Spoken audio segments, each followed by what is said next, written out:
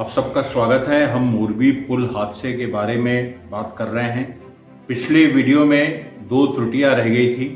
सबसे पहले 26 अक्टूबर जिस दिन पुल खोला गया, ओरेवा कंपनी ने जिस दिन पुल खोला उस दिन विक्रम संवत के हिसाब से गुजरात डे था, मतलब गुजरात न्यू ईयर की शुरुआत थी विक्रम संवत के हिसाब से। दूसरी बात, जो टिकट की बात है कि 50 रुपये के टिकट 17 रुपये में बेचे जा रहे थे, ऐसी बात नहीं थी। 17 रुपये और 12 रुपये बच्चों के लिए ये रेट फिक्स था।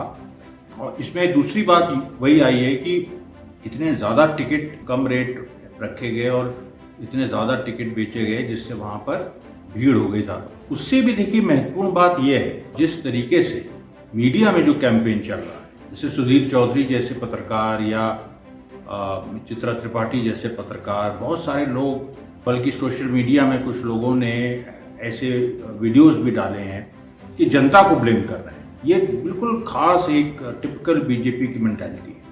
आपने देखा कि जब प्रधानमंत्री नरेंद्र मोदी मोरबी गए तो किस तरह से सरकारी अस्पताल की पुताई हो रही थी, साफ किया जा रहा था, वहाँ वाटर कूलर लगाया गया, लेकिन उस वाटर कूलर में केबल था ही नहीं, और या उसका जो तार था वो प्लग जो है प्लग होल से जुड़ा ही नहीं था। और ऐसी कई बहुत सारी बातें सामने आई हैं। अब ये देखिए शर्मनाक है, हम लोग जिस देश में रह रहे हैं वहाँ इस तरह से हो रहा है खुल के, और इस पर देखिए कोई बोल नहीं रहा है। ना विपक्ष ने कुछ ज़्यादा आवाज़ उठाई, ना कोई सड़क पे आ रहा है। गुजरात चुनाव की डेट भी अनाउंस तुरंत कर दी गई। उसके बाद अब देखिए आचार संहिता लागू हो गई है, तो वैसे भी कोई कुछ कर नहीं सकता। तो ऐसी अजीब सी कुछ परिस्थितियाँ बनी हैं।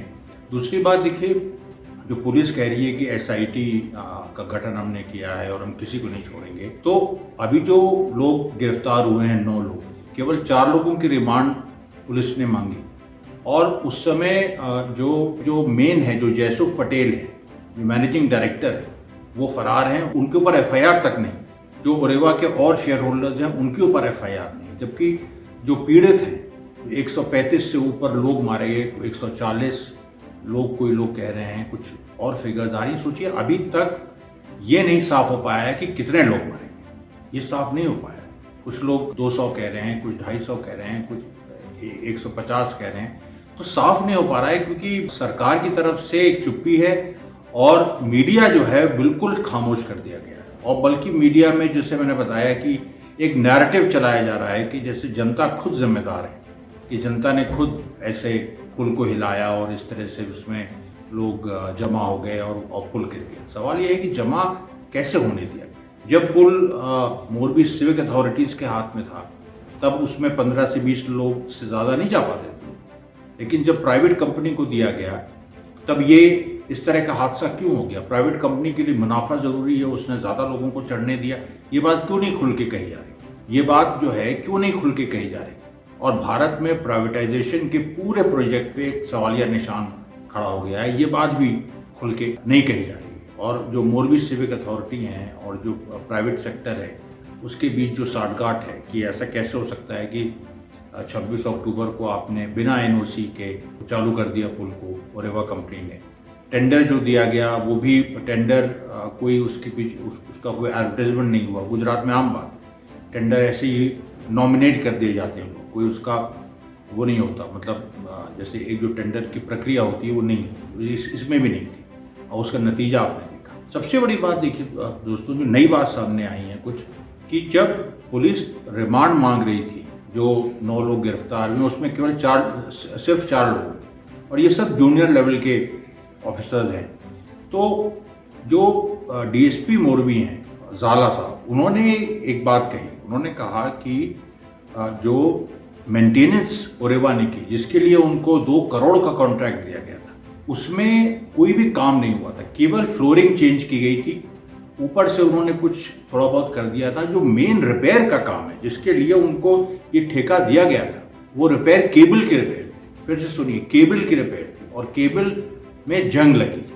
और एक के बाद एक कई इसमें तस्वीरें आई हैं, कई इसमें कवरेज हुआ है। केबल पूरी तरह से सड़ा हुआ था, उसको इन्होंने कुछ काम नहीं किया। और बल्कि सरकारी वकील जो पंचाल साहब है, उन्होंने इस बात को कोर्ट में भी कहा कि किस तरीके से जो 2 करोड़ का कॉन्ट्रैक्ट था 29 लाख में वो पूरा किया गया है। बाकी पैसा कहाँ गया? वो जनता का पैसा है, वो पैसा कहाँ गया? ये बात अभी तक साफ नहीं आ रही। तो कहने का मेरा मतलब ये है कि आप देखिए, केबल सड़ा हुआ, किसी भी तरीके का मेंटेनेंस का जो काम है, मैं पूरा स्टेटमेंट जो डीएसपी जाला है उनका मैं पूरा स्टेटमेंट ही आपके सामने पढ़ देता हूँ। Without determining permissible capacity and without government approval, the bridge was opened on October 26th. No life-saving equipment or lifeguards were deployed. मतलब कोई लाइफगार्ड या लाइफ सेविंग इक्विपमेंट था ही नहीं। As part of maintenance and repair, only the platform deck was changed. कि जो maintenance के नाम पे केवल जो ऊपरी हिस्सा है उसको बस चेंज किया गया। No other work was undertaken as per FSL, Forensic Science Laboratory. Report by a team that came from Gandhinagar. Gandhinagar से जो फॉरेंसिक साइंस की पूरी टीम आई थी, जो फॉरेंसिक मापदंड है उसके हिसाब से कोई काम नहीं। The bridge was on a cable and no oiling और greasing of the cable was done. Cable की कोई ऑयलिंग ग्रीजिंग तक नहीं हुई थी, नए केबल लगाने की बात छोड़ दी। From where the cable broke the cable was rusted. जहाँ से वो टूटा केबल उसमें जंग लगी थी। Had the cable been repaired this incident would not have happened. अगर वाकई केबल की सफाई हुई होती या ठीक से उसकी ऑयलिंग हुई होती या जैसे उसके रिपेयर हुआ होता तो ये घटना नहीं होती। ये बात मैंने कह रहा हूँ, ये मोरबी के डीएसपी कह रहे हैं। The material procured used if its quality was checked remains to be proved. कि मतलब जो मटीरियल यूज़ किया था उसकी क्या क्वालिटी है, इसकी अभी जाँच होनी बाकी है। No documentation of what work and how it was done has been maintained. कोई डॉक्यूमेंटेशन नहीं है कि जो क्या इन्होंने काम किया, किस तरीके से काम किया। ओरेवा कंपनी ने कोई डॉक्यूमेंटेशन नहीं रखा। ये पुलिस का कहना है, गुजरात पुलिस का। अब आप सोच लीजिए कि कितना बड़ा ये स्कैम है और इसको अभी भी मीडिया इस रूप में दिखा रहा है कि जैसे एक जगह मैं पढ़ा था कि मोदी जी की आँख में किसी ने धूल झोंक दी और ओरेवा कंपनी ने धोखा दे दिया। अरे क्या बेकार की बात कर रहे हैं। सवाल यह है कि गुजरात में नरेंद्र मोदी इतने साल वहाँ के चीफ मिनिस्टर रहे, 12 साल वहाँ के चीफ मिनिस्टर रहे और उसके बाद लगातार बीजेपी गवर्नमेंट से गुजरात में जिस तरीके से निज़ाम पूरा चल रहा है, कोई सवाल जवाब नहीं होता। ऐसे ही ठेके मिल जाते हैं। प्राइवेट सेक्टर वहाँ पर हावी है, अमीरों की सरकार है। वहाँ पर मिडिल क्लास गरीबों को इस तरह से जो हिंदू मुस्लिम करके बांट रखा है और इस तरह के हादसे देखिए जिसमें ज़्यादातर हिंदू ही मरे हैं। हालांकि मुस्लिम कई उसमें विक्टिम मुस्लिम भी हैं। और आपको एक बात और बता दें कि बचाने वालों में, क्योंकि कोई लाइफ गार्ड तो था नहीं वहाँ पर, बचाने वालों में जो बगल की बस्तियों के जो मुस्लिम नौजवान थे उनका बहुत बड़ा हाथ है। जो वहाँ पर कोई मतलब इस तरह की बात ही नहीं रह गई थी हिंदू मुस्लिम की। हर तरह के लोग, कुछ पुलिस के लोग भी जो तैरना जानते थे उन्होंने भी बहुत काबिल तारीफ काम किया। लेकिन मुस्लिम नौजवानों ने भी बढ़ चढ़ के वहाँ पर एक भूमिका निभाई।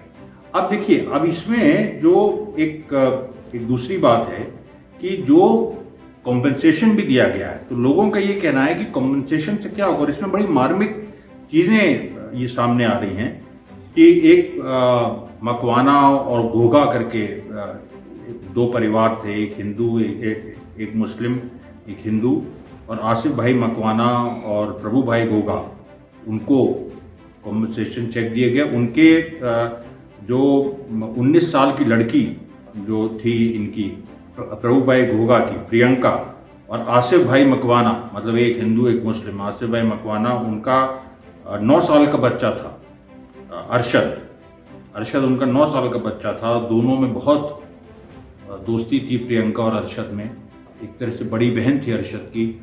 और जब ब्रिज में दोनों थे और छोटा एक बच्चा और एक 19 साल की लड़की, एक हिंदू एक मुस्लिम, और जब उन लोगों की लाशें मिली तो दोनों एक दूसरे के एक दूसरे हाथ पकड़े हुए थे। उंगली एक की उंगली दूसरे के हाथ में थी, बल्कि अरशद जो है इंडेक्स फिंगर प्रियंका का पकड़ा हुआ था।